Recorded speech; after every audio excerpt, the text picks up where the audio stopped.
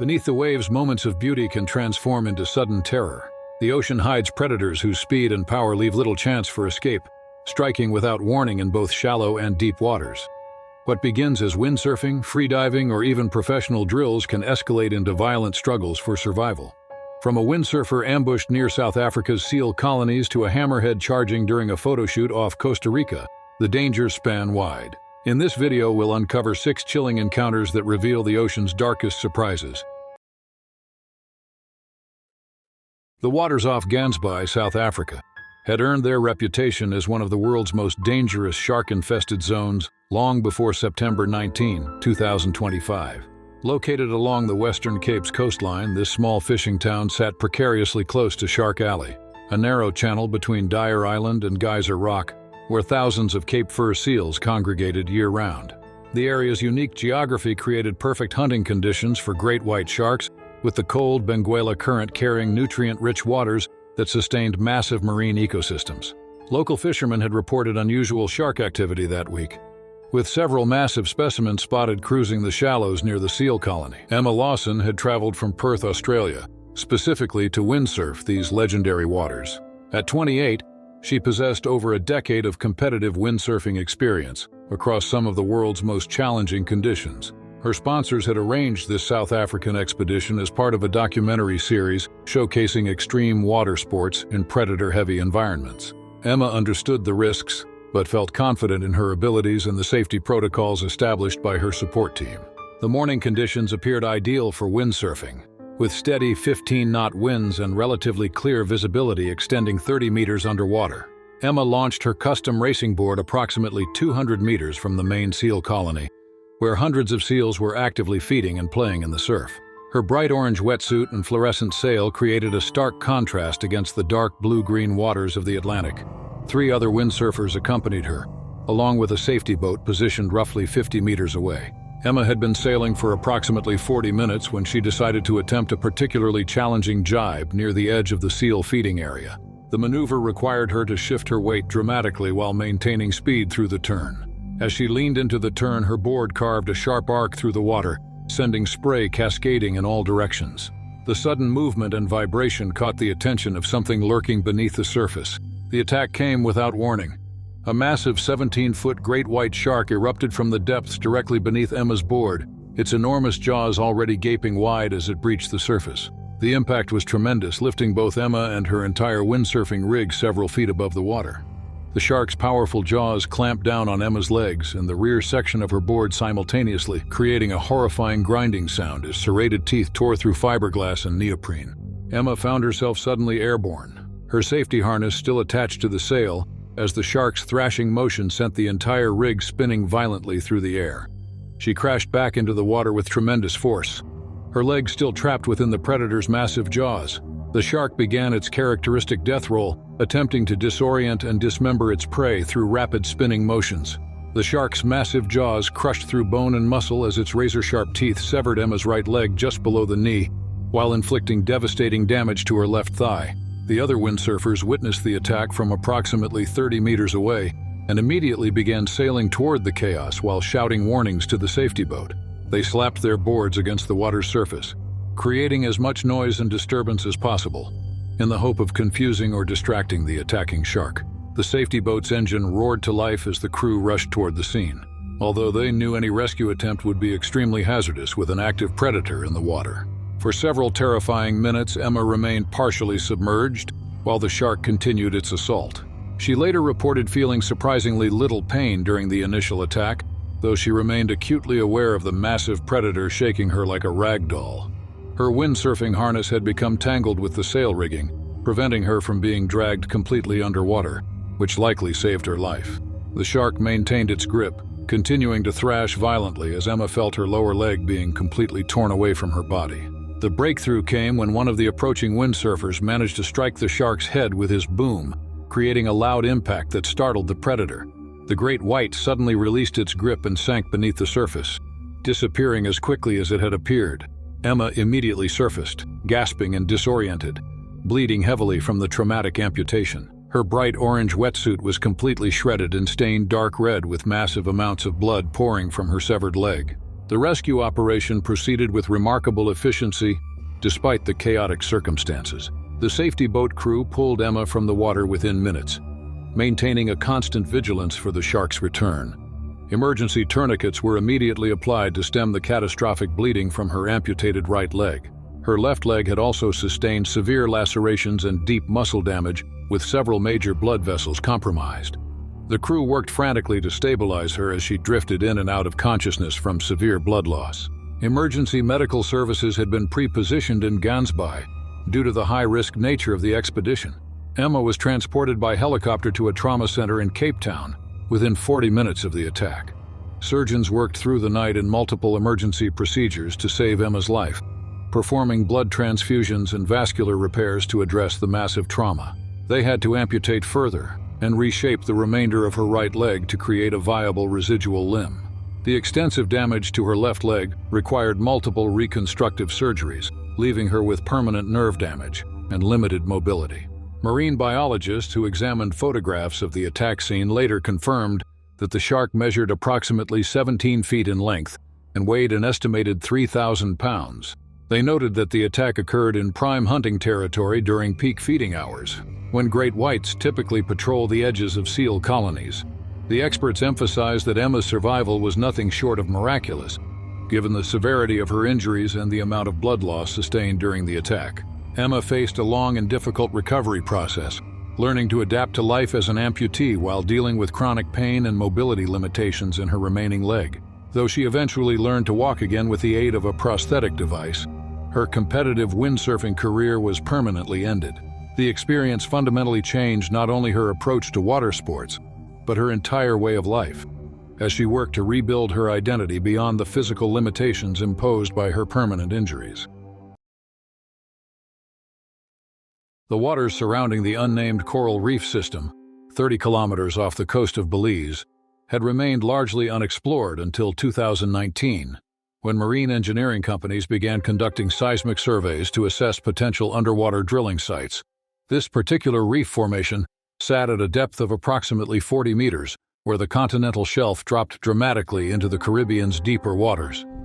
The area's unique geology created strong underwater currents that attracted a diverse array of marine life, including several species of large predatory sharks that utilized the reef as a hunting ground. Lucas Brennan worked as a senior marine engineer for a petroleum exploration company based in Houston, Texas. At 34 years old, he possessed extensive experience operating underwater drilling equipment in challenging offshore environments. His team had been contracted to conduct preliminary seismic testing around the reef system, using specialized underwater drill rigs to collect core samples from the ocean floor. The project required precise coordination between surface vessels and underwater equipment, with engineers frequently working in proximity to the drilling apparatus. The morning of the incident began routinely, with calm seas and excellent underwater visibility extending to more than 50 meters. Lucas and his team had positioned their drilling platform directly above the reef's eastern edge, where geological surveys indicated promising subsurface formations. The seismic drill itself measured nearly 3 meters in length. It generated significant vibrations as it penetrated the seafloor, creating low-frequency sound waves that traveled considerable distances through the water. Lucas had been monitoring the drill's performance for approximately 2 hours when he noticed unusual readings from the seismic sensors. The equipment appeared to be encountering unexpected resistance at a depth of 15 meters below the seafloor. The standard protocol required a visual inspection of the drill head to determine whether coral fragments or other debris might be interfering with the operation. Lucas prepared his diving equipment and descended to examine the drilling apparatus more closely. The underwater environment around the drill site appeared normal, with tropical fish moving in their typical patterns around the coral formations. However, the seismic vibrations had attracted attention from larger marine predators in the area. Lucas remained focused on his technical inspection, unaware that a 12-foot bull shark had been circling the drilling platform for several minutes, drawn by the unusual sounds and movements. Bull sharks possessed a well-documented reputation for aggressive behavior in shallow tropical waters, particularly when investigating unfamiliar objects or disturbances in their territory. This particular specimen appeared to be an adult female, weighing approximately 400 pounds, and displaying the characteristic broad head and powerful jaw structure that made the species so formidable. The shark had likely been hunting in deeper waters when the drilling vibrations attracted its attention.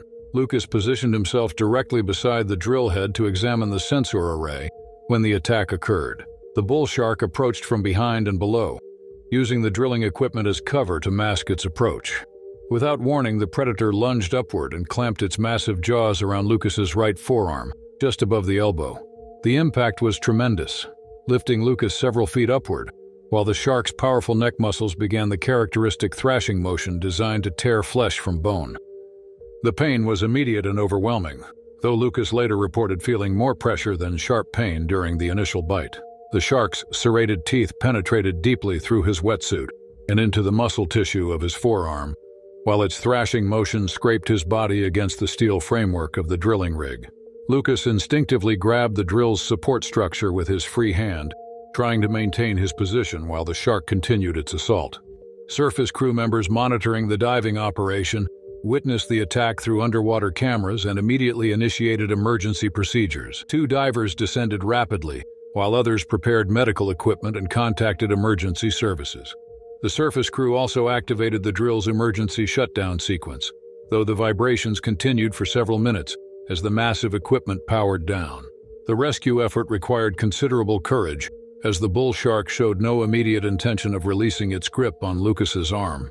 The first diver to reach the scene struck the shark repeatedly with a metal tool, while the second diver attempted to pull Lucas away from the drilling equipment. After approximately 3 minutes of sustained assault, the bull shark finally released Lucas and retreated toward deeper water, though it continued circling the area. Lucas was brought to the surface with severe lacerations extending from his elbow to his wrist, along with numerous puncture wounds where individual teeth had penetrated muscle tissue.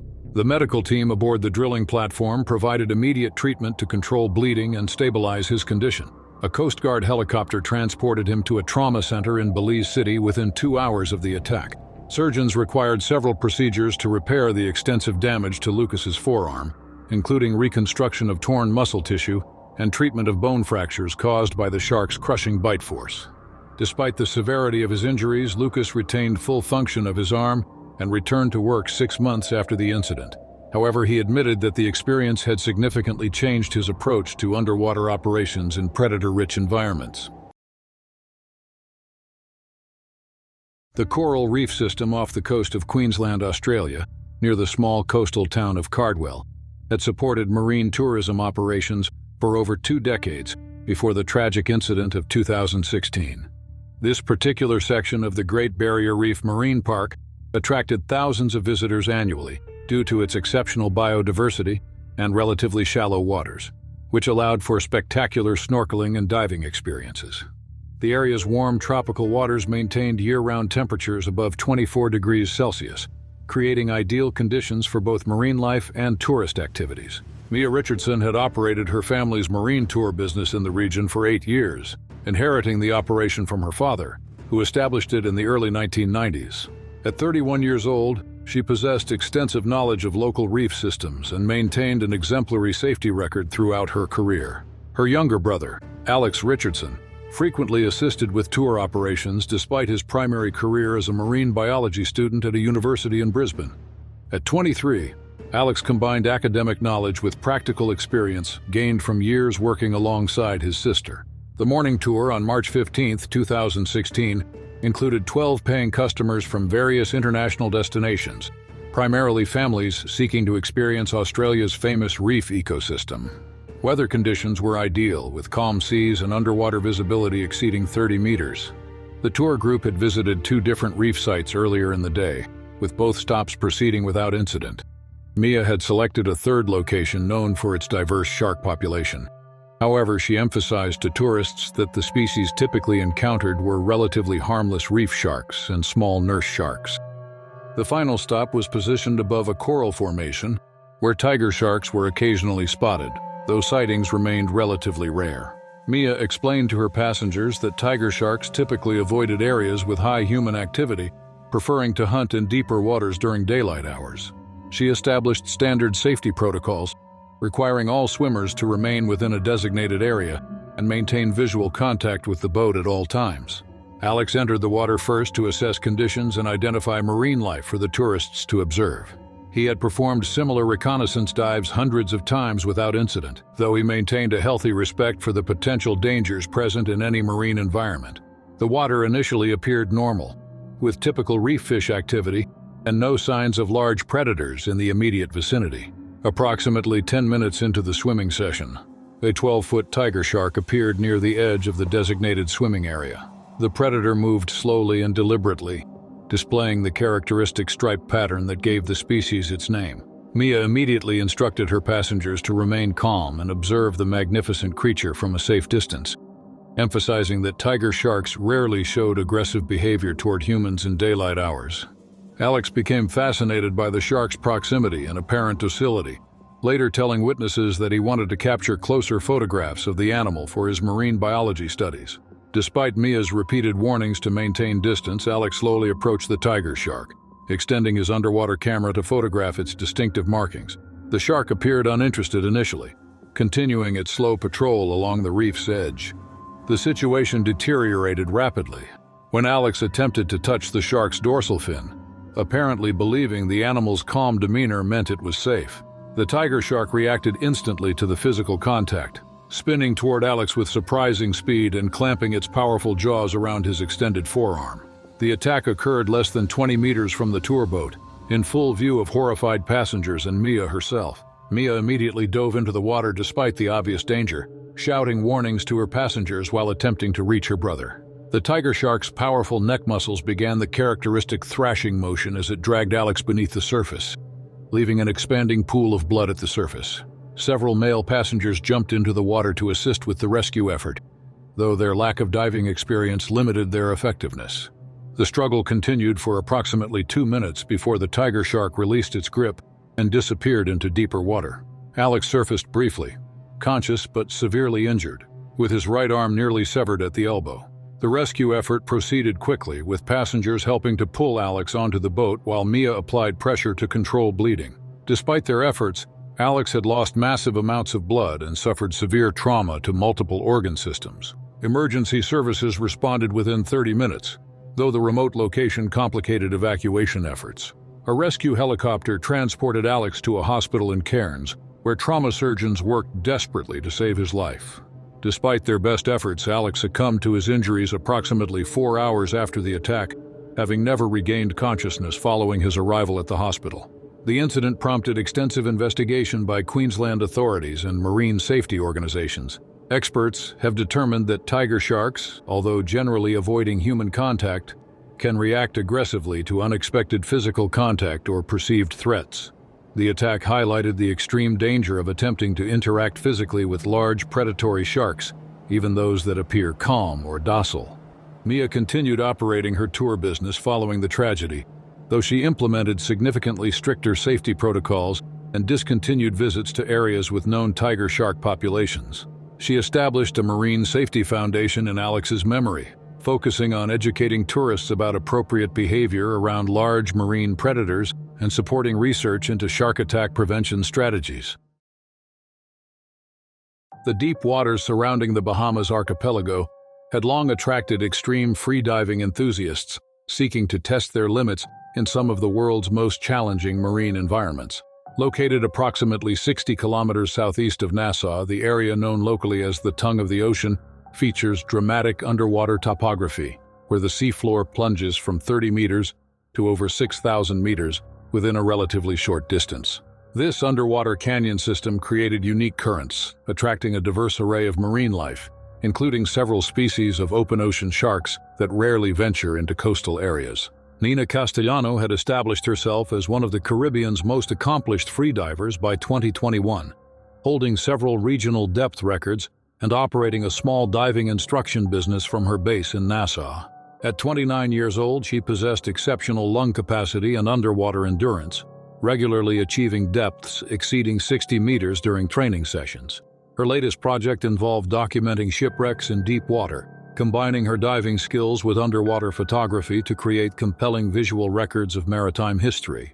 The target for her solo dive on August 7, 2021, was a World War II-era cargo vessel that had sunk in 1943 during a German U-boat attack. The wreck lay at a depth of 50 meters, positioned on a sandy ledge before the seafloor dropped into the abyss.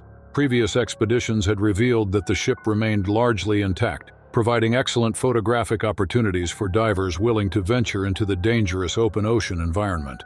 Nina had planned this dive for several months, timing her attempt to coincide with optimal weather and current conditions. Ocean conditions appeared ideal for the challenging dive, with minimal surface wave activity and underwater visibility extending beyond 40 meters. Nina launched her small support boat from Nassau Harbor before dawn, reaching the dive site as the sun crested the horizon.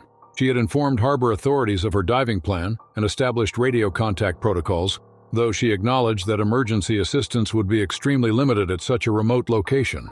The descent proceeded normally, with Nina following her established breathing patterns and equalization techniques to reach the wreck without difficulty. The cargo ship presented a haunting sight in the crystal-clear water, its hull covered with decades of marine growth but still recognizable as a vessel. Nina began photographing the wreck's exterior features, working methodically to document different sections while monitoring her air supply and bottom time. Oceanic white-tip sharks were known to frequent these deep waters, though encounters with divers remained relatively rare due to the remote location and extreme depths involved.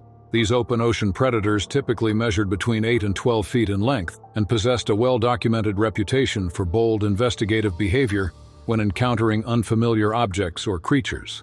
Unlike coastal shark species, oceanic whitetips showed little fear of humans and often approached very closely to investigate potential prey items. Nina first noticed the shark approaching from the blue water beyond the wreck site, its distinctive white-tipped fins clearly visible against the dark background. The predator appeared to be a mature female, measuring approximately 10 feet in length, and moved with the characteristic slow, deliberate swimming pattern typical of the species. Initially, Nina felt excitement rather than concern, recognizing the rare opportunity to photograph one of the ocean's most impressive apex predators. The shark's behavior changed dramatically as it approached within 5 meters of Nina's position. Rather than maintaining a respectful distance, the oceanic whitetip began circling with increasing aggression, its movements becoming more erratic and purposeful. Nina realized that the bright strobe lights of her underwater camera and the metallic surfaces might be attracting the predator's attention, potentially triggering investigative behavior that could prove dangerous. The attack came without warning as Nina attempted to begin her ascent from the wreck site. The oceanic whitetip lunged forward with explosive speed, its powerful jaws snapping shut just centimeters from Nina's shoulder while its rough skin scraped against her wetsuit. The impact knocked Nina sideways, disrupting her careful ascent and forcing her to grab the wreck's rigging to maintain her position. The shark circled immediately for a second approach, its movements now clearly aggressive rather than merely curious.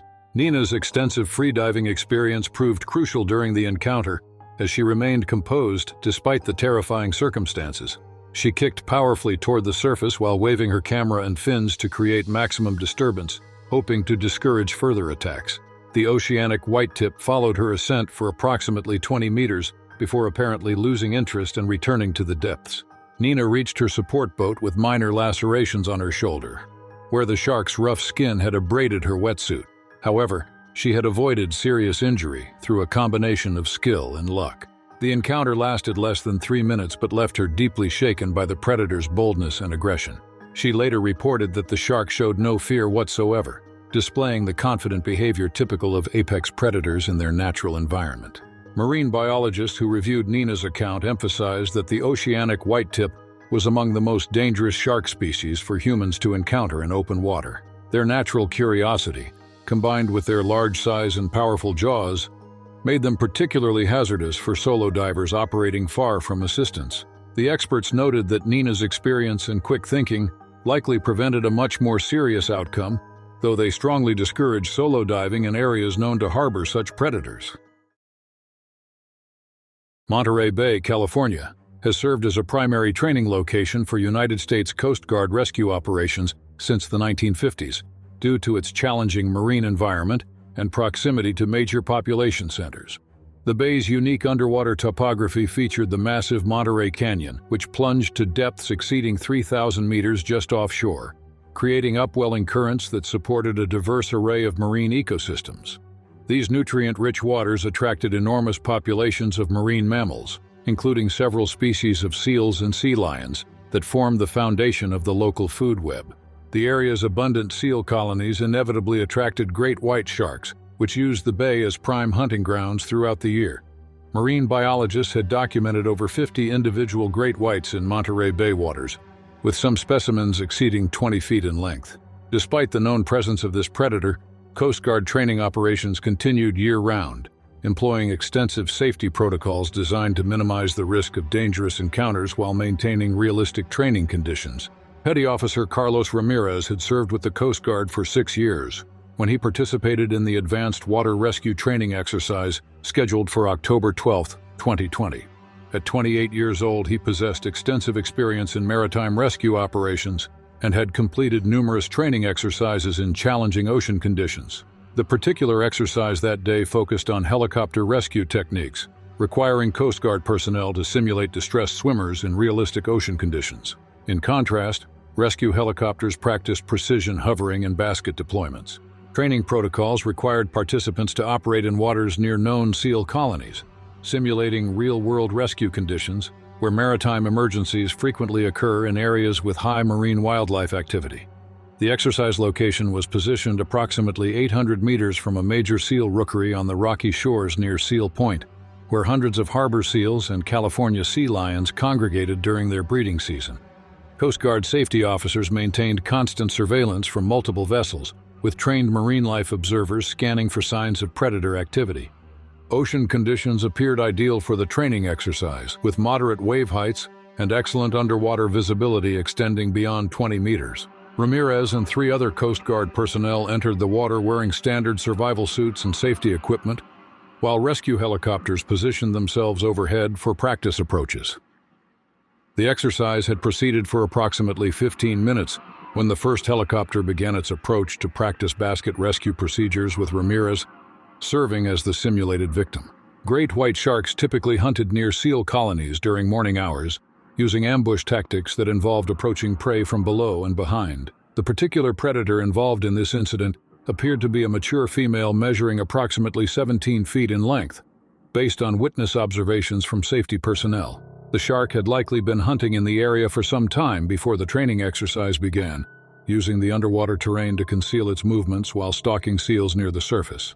The attack occurred as Ramirez treaded water while waiting for the rescue basket to be lowered from the hovering helicopter above. Without warning, the massive great white erupted from beneath him with tremendous force, its enormous jaws clamping shut around his lower leg with crushing power.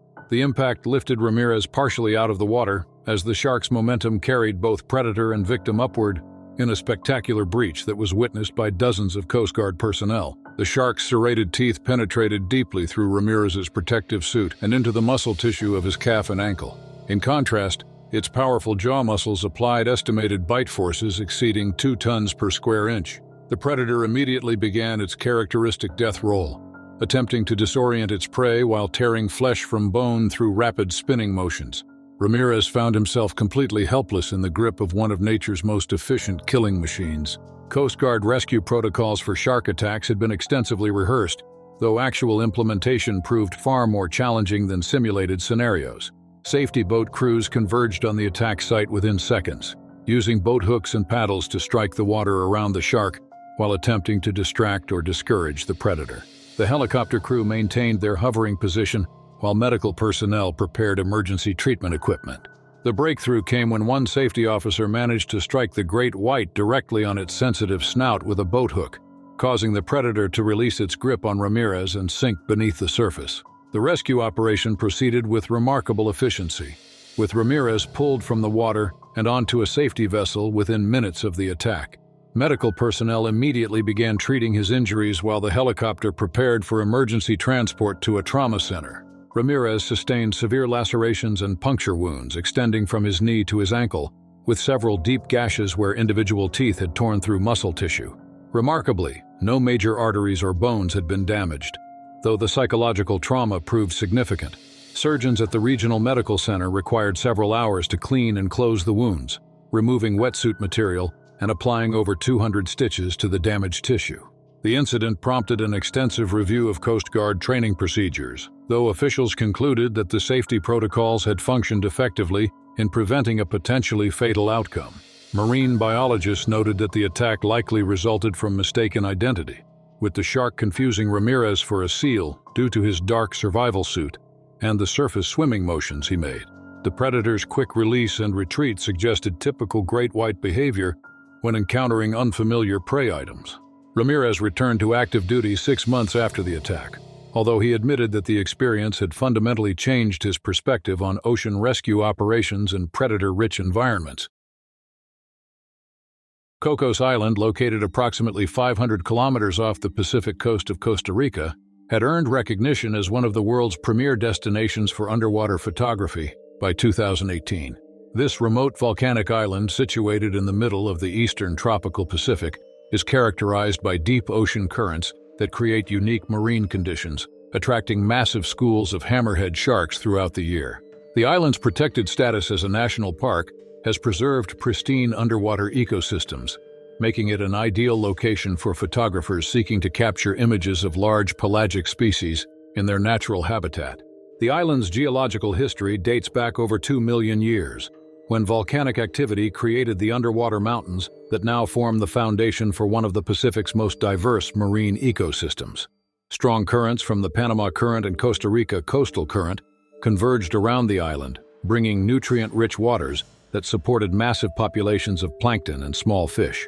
This abundance of prey attracted larger predators, including schools of hammerhead sharks that could number in the hundreds during peak season. The waters around Cocos Island maintained consistent temperatures between 26 and 28 degrees Celsius year-round, creating ideal conditions for both marine life and diving operations. Visibility regularly exceeded 40 meters, allowing underwater photographers to capture images with exceptional clarity and dramatic lighting effects. The island's remote location, however, meant that emergency medical facilities were extremely limited, with the nearest hospital located over 500 kilometers away on the Costa Rican mainland. Commercial diving operations around Cocos Island required extensive safety protocols due to the challenging conditions and the abundance of large marine predators.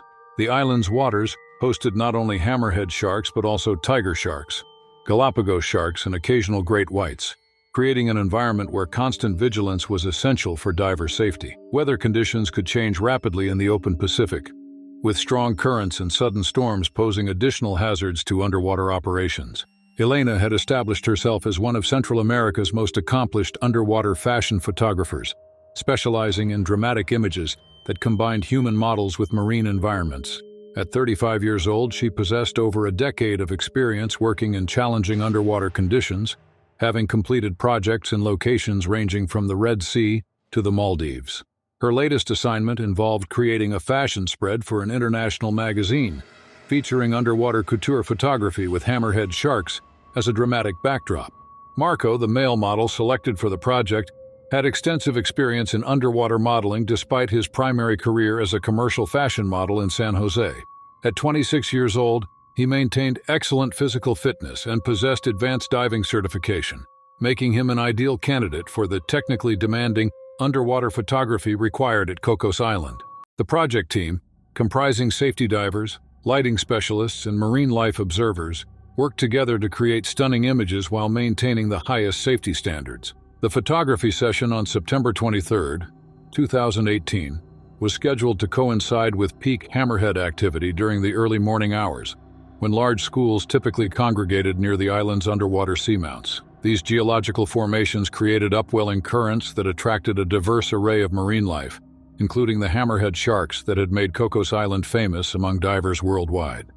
Weather conditions appeared ideal, with calm seas and underwater visibility exceeding 30 meters in the crystal-clear Pacific waters. The team had arrived at Cocos Island 3 days earlier to conduct reconnaissance dives and establish optimal photography locations. Elena spent considerable time studying hammerhead movement patterns and identifying areas where lighting conditions would be most favorable for the dramatic images she envisioned. The preparation phase also allowed Marco to familiarize himself with the underwater terrain and practice the complex poses that would be required during the actual photography session. Local dive guides familiar with Cocos Island's marine environment provided valuable insights into hammerhead behavior patterns and seasonal variations in shark populations. They explained that September represented an optimal time for hammerhead photography, as the sharks gathered in large schools for mating activities that would continue through October. The guides also identified specific underwater locations where hammerhead encounters were most predictable while maintaining reasonable safety margins for the photography team.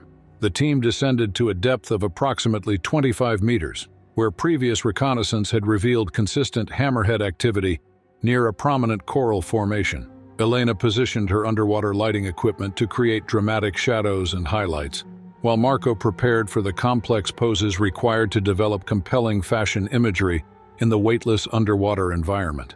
Safety divers maintained positions around the photography site, monitoring for any changes in shark behavior or other potential hazards. The underwater lighting setup required specialized equipment designed to withstand the extreme pressure and corrosive effects of saltwater at depth. Elena's custom strobes generated powerful bursts of light that could effectively illuminate subjects, even in the filtered blue light of deep water. The equipment had been extensively tested in swimming pools and shallow water before the expedition, ensuring reliable operation during the critical photography session.